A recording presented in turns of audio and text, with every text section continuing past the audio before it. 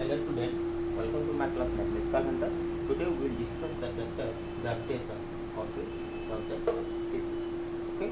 Before we start, let me tell you some facts about gravitation. Gravitation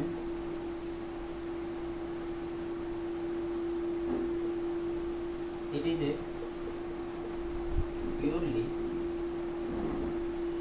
attractive force. Okay, it is purely a attractive force, and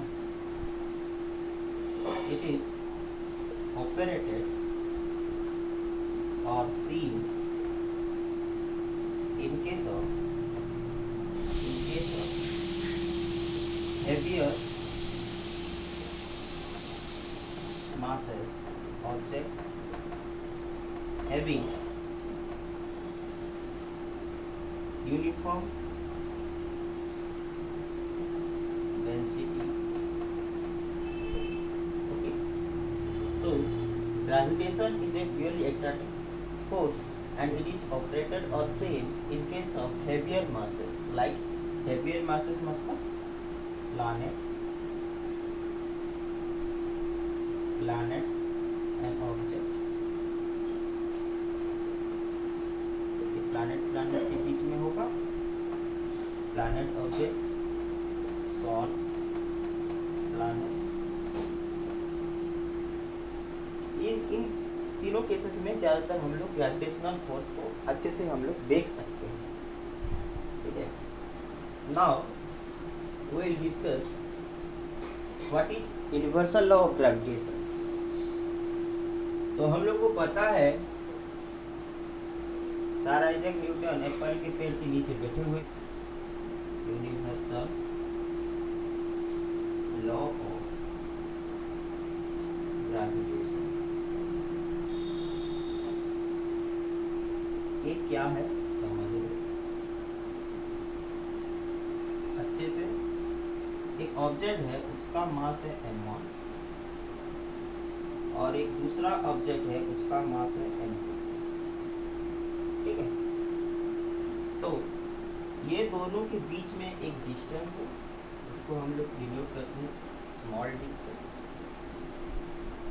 तो universal law of gravitation ये बोलता है कि ये m1 वाला मास m2 वाला मास को एक फोर्स ऑफ अट्रैक्शन से अपने ओर खींचेगा. सेम वे में ये m2 m1 को खींचेगा और हम लोग को पता है जिसका मास ज्यादा होगा वो ज्यादा खींचेगा. ठीक है. Now as per the universal law of gravitation F is directly proportional to product of two masses and inversely proportional to the distance between the square of distance between the two points. These are the relation. Universal law of gravitation बोलता है कि इन दोनों के बीच में जो attractive force होगा वो force उन दोनों के प्रोडक्ट के साथ डायरेक्टली प्रोपोर्शनल होगा और वही फोर्स उन दोनों के बीच का जो डिस्टेंस है उसका स्क्वायर का रेसिप्रोकल होकर उसके साथ डायरेक्टली प्रोपोर्शनल होगा. क्लियर. तो इसको हम लोग डायरेक्टली अगर लिखेंगे F is directly proportional to m1 m2 divided by d square. देखिए this one is the relationship between the distance and the product of masses. अगर इसको एक कॉन्सेप्ट में लेके चले तो यहाँ पर एक कांस्टेंट मल्टीप्लाई कर देंगे तो m1 m2 this one is the relationship and this one is the formula where g is called gravitational constant.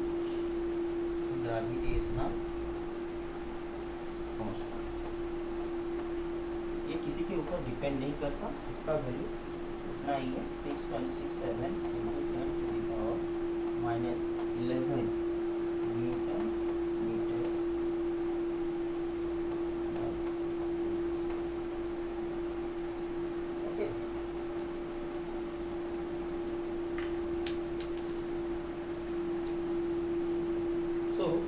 As per your universal of gravitation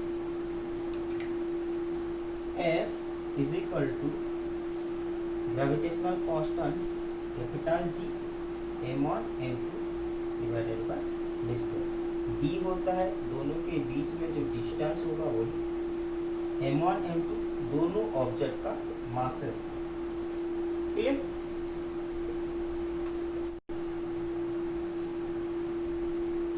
Now we will discuss some phenomenon regarding gravitation. Force required for circular motion. Okay, force required for circular motion. So circular motion जो होता है कोई भी object जैसे एक, let's suppose this is the center of the object around which the object is to be circulated or the object is to be moved in a circular path like this. जैसे ये घूमेगा, ठीक है? तो ये जो फोर्स की वजह से लेट्स सपोज ये एक थ्रेड है हम लोग इसको घुमा रहे हैं, ठीक है?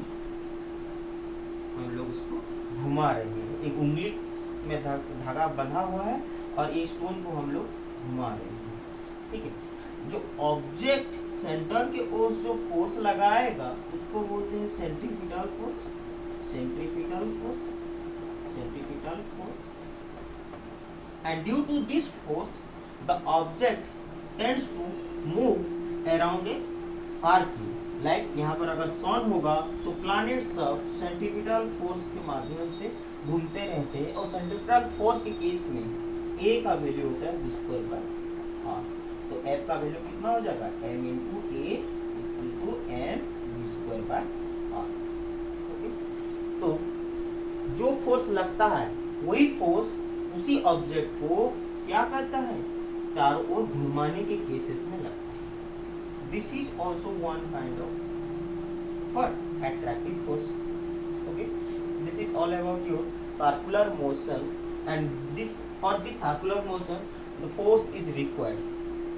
Clear? Now we will discuss about the Kepler's planetary motion and Kepler's third law of planetary motion, जहाँ पर time period and the distance between the sun and the planet will related to each other by t² is directly proportional to r cube. Okay, इसी के बारे में हम लोग देखेंगे, Kepler's के बारे में, केप्लर्स के थर्ड लॉ के बारे में। ओके ओके, नाउ हम लोग अभी कंपेयर करेंगे universal square law. Square law मतलब F is directly proportional to 1/r² और inversely proportional to the distance, square of distance of two object। उसी को हम लोग वेरीफाई करेंगे केप्लर्स के थर्ड लॉ के द्वारा, ठीक है? तो फर्स्ट ऑफ ऑल हम लोग देखेंगे कि what is Kepler third law of planetary motion. Okay, now I will tell you, यहाँ पर सन है और यहाँ पर प्लैनेट है, and they are moving in a elliptical orbit. The shortest distance will be perihelion and the longest distance will be aphelion. Okay.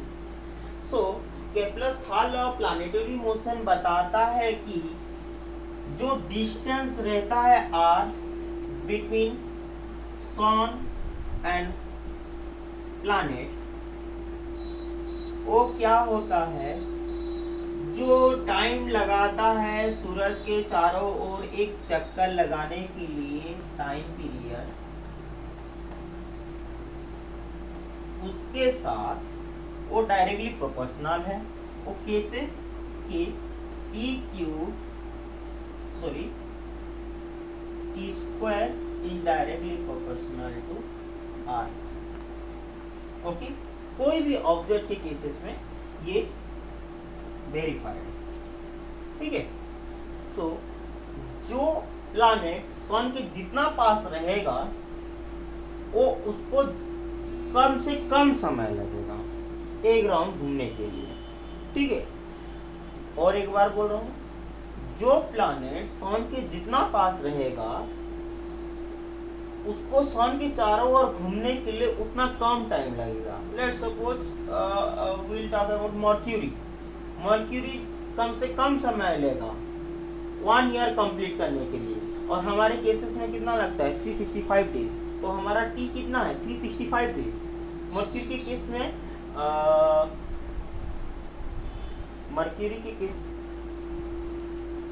Mercury के cases में ये 88 डेज लगता है, ठीक है। मर्क्यूरी के केस में 88 डेज लगता है, और हमारे अर्थ के केस में ये 365 डेज लगता है। So this is the relation. और हम लोग भी ऐसे ही कैलकुलेट कर सकते हैं, किसका ज्यादा हो किसका कम होगा। रेशियो के अनुसार भी हम लोग निकाल सकते हैं, डिस्टेंस के अनुसार हम लोग टाइम पीरियड भी कैलकुलेशन कर सकते हैं। This is the relation between the time period and the distance between the sun and planet. Okay, now how it is related to derive the universal square law for force, देखते हैं। हम लोग को पता है F is equal to mv square by r, circular motion के case में, circular motion के केस में, ओके। कोई भी ऑब्जेक्ट एक ऑब्जेक्ट के चारों ओर घूमने के लिए 2 पाई आर डिस्टेंस कवर करता है, और उसको अगर टाइम टी लग रहा है, डिस्टेंस है इतना और टाइम है कैपिटल टी, टाइम पीरियड, तो उसका वेलोसिटी कितना होगा डी बाय टी, मतलब 2 pi R divided by capital T. तो v का वैल्यू अगर हम लोग यहाँ पुट करेंगे तो f is equal to m 2 pi R by capital T का square divided by R, okay. Now m 4 pi square R square divided by T square divided by R, okay. So 4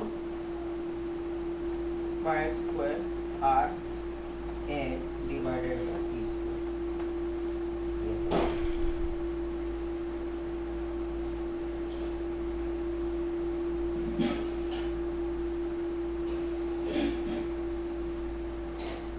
तो एक force उसी के बराबर है, तो F1 इस बराबर हो गया 4 pi square R1 M1 divided by T1 का स्क्वायर। और कोई भी दूसरा ऑब्जेक्ट के लिए लेंगे M2 के लिए, तो R2 M2 divided bye T2 का स्क्वायर होगा, ठीक है। नाउ अगर हम लोग F1 बाय F2 कर दें, F1 बाय F2 कर दें, तो ये 4 पाई स्क्वायर कट जाएगा, बचेगा कितना R1 M1 बाय T1 का square into R2 M2 into T2 का स्क्वायर। तो इसको सेपरेटली लिख सकते हैं M1 bye M2 into R1 bye R2 into R2 का क्यूब डिवाइडेड बाय R1 का क्यूब।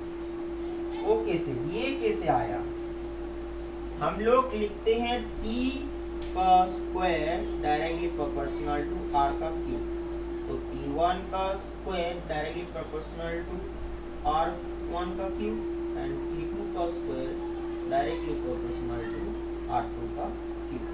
डिवाइड कर देंगे तो भी ये एक रेशियो में रहेंगे, तो वही रेशियो T2 का स्क्वायर बाय T1 का स्क्वायर, तो यहाँ पर हो गया R2 का क्यूब बाय R1 का क्यूब, उलट गया T2 का स्क्वायर बाय T1 R1 का स्क्वायर R2 का क्यूब डिवाइडेड बाय R1 का cube.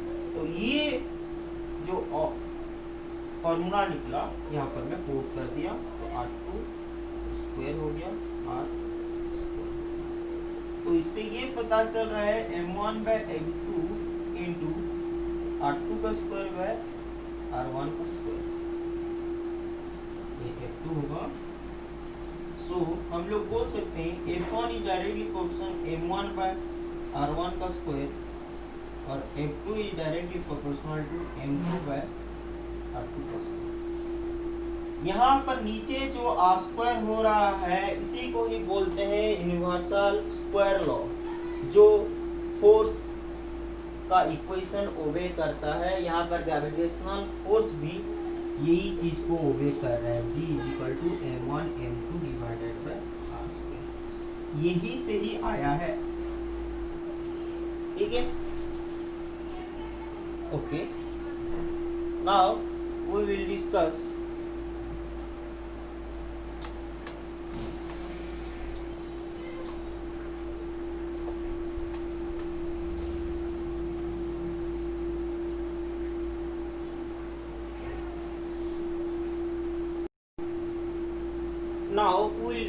some basic ideas regarding gravitation। ये ग्रेविटेशनल फोर्स अर्थ के केस में और एक ऑब्जेक्ट के केस में कैसे वर्कआउट होता है, और एक ऑब्जेक्ट में कितना ग्रेविटेशनल फोर्स लगता है उसी ऑब्जेक्ट के मास के ऊपर डिपेंड करता है, कि उसी ऑब्जेक्ट के वॉल्यूम के ऊपर डिपेंड करता है, कि उसी ऑब्जेक्ट की डिस्टेंस के ऊपर डिपेंड करता है, वही सब देखेंगे।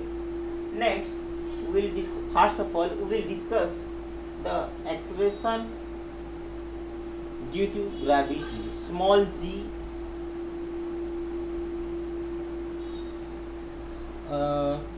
First of all we will discuss acceleration due to gravity, और उसको डिनोट किया जाता है स्मॉल g से। तो इसको समझने की कोशिश करना। ये ग्रेविटी जो होता है वो एक्सेलरेशन है, लेकिन ये एक्सेलरेशन किसके वजह से क्रिएट हो रहा है? Acceleration due to gravitational force, gravitational force, और उसको जो बोला जाता है क्या? ग्रेविटी। ये ग्रेविटेशनल फोर्स से जो एक्सेलरेशन क्रिएट होता है ऑब्जेक्ट के ऊपर, ओके, उसी को स्मॉल g से डिनोट किया जाता है, and this is called acceleration due to gravity. कैसे करके निकालेंगे?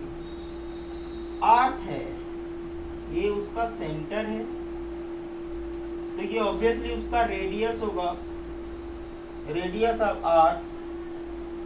ये मास ऑफ अर्थ जो लिखा गया है 6 × 10⁻24 kg, रेडियस ऑफ अर्थ जो होता है 6.4 × 10⁻6 मीटर। इसी को समझो पहले कि अर्थ है, अर्थ के सरफेस में ही हम लोग क्यों सरफेस में ही बोल रहे हैं कि अर्थ की रेडियस जो सेंटर होता है, सेंटर से ही हम लोग कैलकुलेट करेंगे डिस्टेंस को।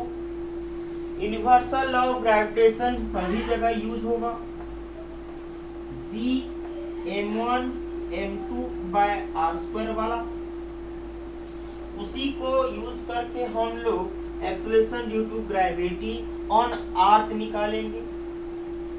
ये यहाँ पर एक ऑब्जेक्ट है और ये ऑब्जेक्ट का मास है m, ठीक है। तो अर्थ और ऑब्जेक्ट के बीच में जो डिस्टेंस होगा वो पूरा नेग्लिजिबल होगा। किसके साथ? रेडियस ऑफ अर्थ के साथ। रेडियस ऑफ अर्थ के साथ, रेडियस ऑफ अर्थ के कंपैरिजन में वो नेग्लिजिबल होगा। सो हम लोग बोल सकते हैं कि यहाँ पर देखिए 6.6 × 10⁻6 मीटर, और कोई भी गेंद हो, कोई बॉल हो, कोई फुटबॉल हो, थोड़ा सा ऊपर 1-2 मीटर 10 मीटर ऊपर उठ जाएगा तो इससे तो ज्यादा नहीं होगा ना। तो इसी केस में ये जो डिस्टेंस को हम लोग कैलकुलेट नहीं करेंगे, हम लोग कंसीडर करेंगे रेडियस ऑफ आर्क। ठीक है, तो देखते हैं इन दोनों के बीच में कितना फोर्स जनरेट होता है।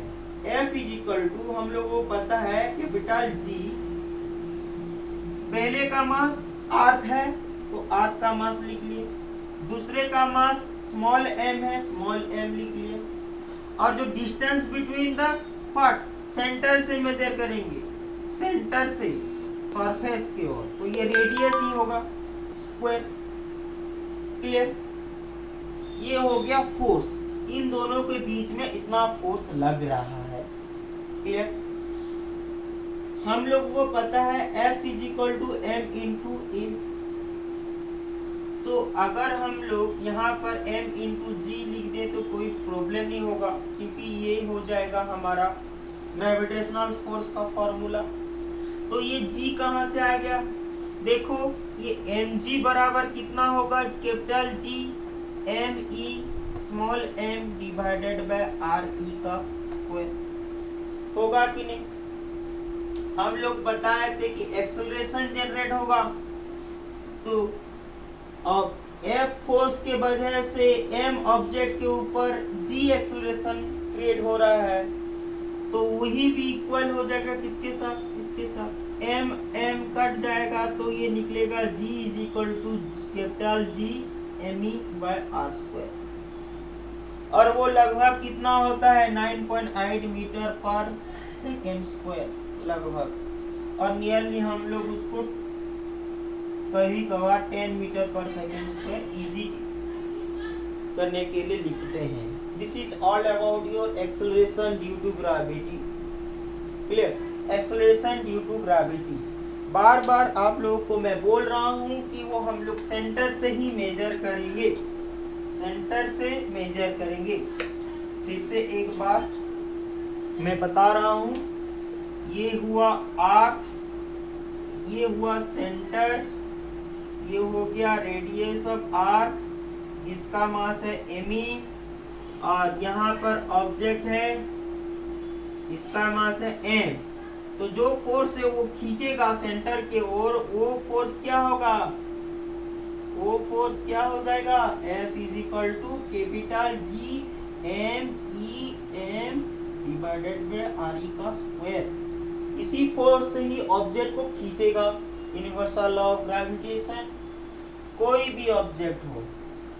ठीक, यहाँ पर तुम लोग मेरे को क्वेश्चन पूछ सकते हो कि सर क्यों ऑब्जेक्ट क्यों नहीं खींचा अर्थ को, ऑब्जेक्ट क्यों नहीं खींचा अर्थ को।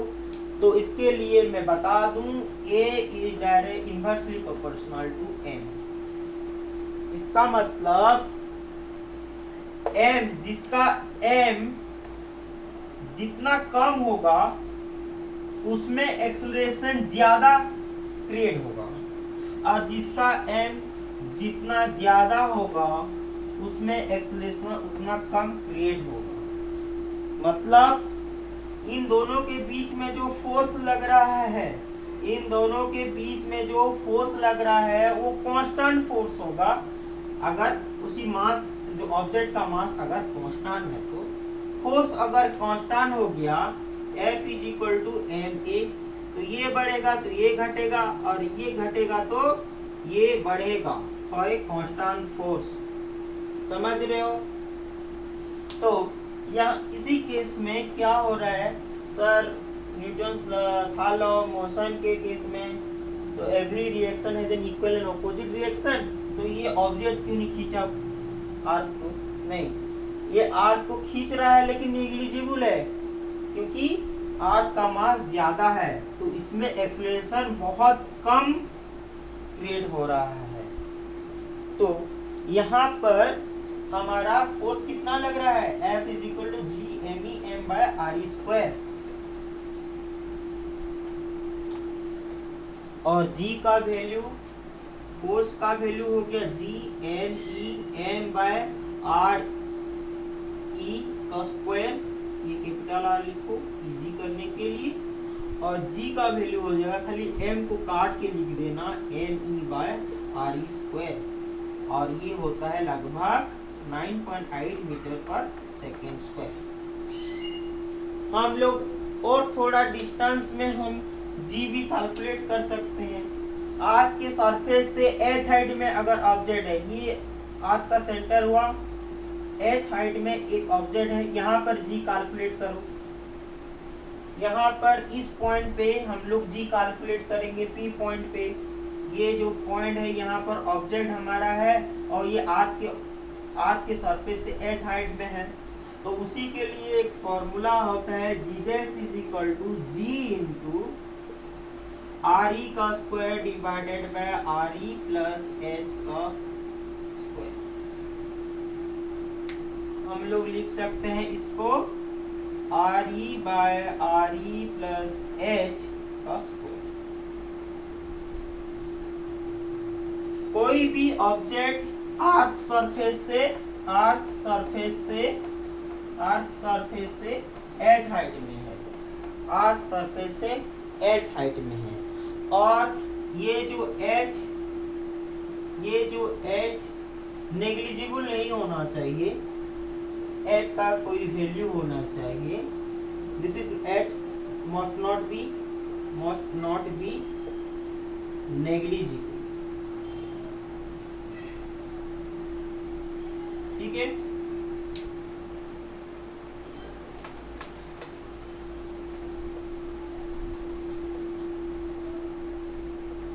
in the next class we will discuss about some motion regarding gravitation. Thank you.